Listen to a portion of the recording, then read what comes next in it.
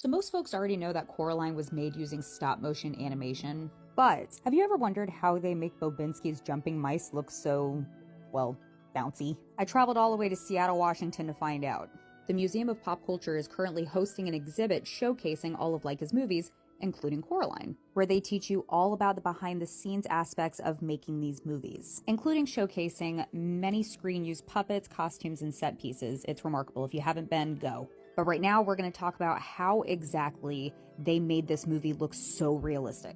All right, so like I said, Coraline was filmed using stop-motion animation. Now, most people know that stop-motion animation is taking a picture, moving the figure, taking another picture, moving it slightly, and then taking another one. And once you put all those pictures together, it makes video, right? Now with Coraline, they actually upped the ante on this technique, and let me show you how. Most stop-motion was filmed shooting on something called twos, which means they're taking about 12 pictures per 1 second of animation, which looks like this in a conceptual sense. If you're familiar with Wallace and Gromit or Chicken Run, early claymation stop-motion films, they shot on twos. And you can tell it's a little choppy. Where with Coraline, they shot on ones, which means they were actually taking 24 pictures for 1 second of animation footage, which is twice the work, but it looks twice as good.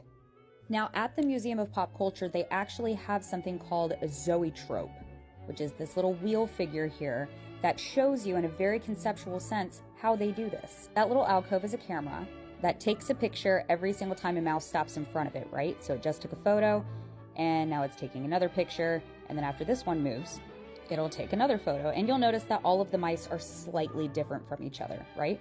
That's to give the illusion of the same mouse just moving around. It's not a bunch of different mice, it's the same mouse jumping. It's incredible. Like, how cute is that? My gosh. Anyway, they also included one of the mice. You could actually see the little head honcho jumping mouse. It just, oh. Wow! Honestly. So this was the finished product, right?